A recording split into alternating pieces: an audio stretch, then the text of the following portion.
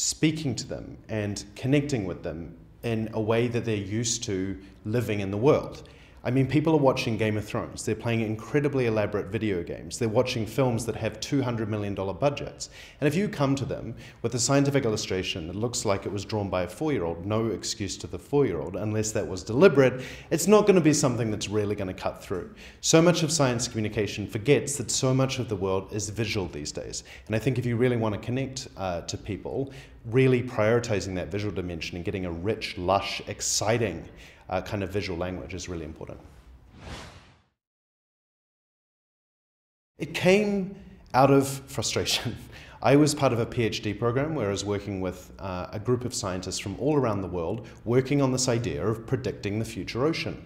And I was a social scientist and they were a lot of natural scientists. And so there were lots of things that we knew, and I was sitting there in this room learning all these amazing things about how fish are moving around the world, about how the ocean climate is changing. But then it was like, but what does that mean for people? The fact is we can't predict human behavior the same way we can the climate, which in itself is difficult. So this came out of a frustration with trying to understand what the implications of a changing ocean was, and then wanting to bridge that gap between what we know and this creative speculation of the future.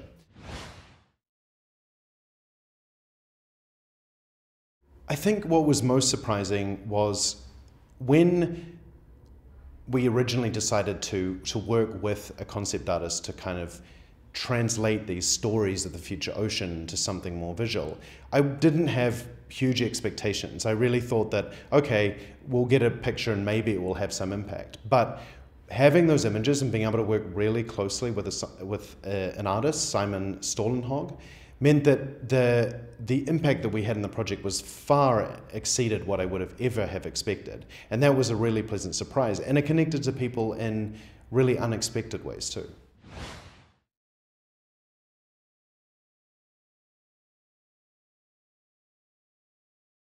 So I think what turned out the way I expected was the sort of scientific aspect of it. So, you know, going through the process of a paper, which was something I was very familiar with as a PhD student, and that was sort of went fairly smoothly. What was really surprising is how, or what didn't go as I expected, is how the project has had a life of its own. Things keep popping up time and time again, new sorts of opportunities or ways where people have taken the project and applied it in a completely different context from something I would have expected. And that's a little scary, you know, when you start a project and you don't sort of have control over it anymore in the same way. But I've sort of chosen to take that as being something that's exciting and really go with it.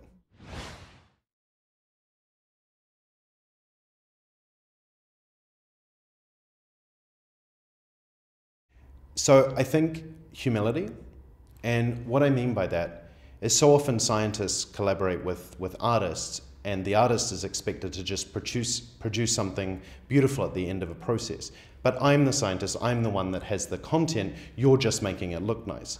And so having humility and being able to listen in a true collaboration with that artist, and actually I learned so many things and I improved the sort of scientific component of the work through that collaboration. So being willing to listen and engage in a really deep way is really important. I think the second sort of aspect which is really critical is to be willing to be creative as a scientist, like push yourself. This doesn't mean that by doing these things you have to be less scientific rigorous. But stepping outside your box and really being willing to actually tell stories and create narratives about the science that matters can be a really, really fulfilling prospect. And you need to, I think, be brave, even though it can be scary. And the third thing I would say is pay people. Now this sounds, what I mean is, so often, in these kinds of art, science communication collaborations, there's so much expectation that everything should just be done for free because you'll get exposure, it'll be really great. If you actually want artists to work with you and you want to work in a way, find a way to get funding and support it. That's the only way it's going to turn out as something that continues to have a life and has real value. If you're working with someone and they don't feel that they're fully invested in the project, it's not going to turn out well.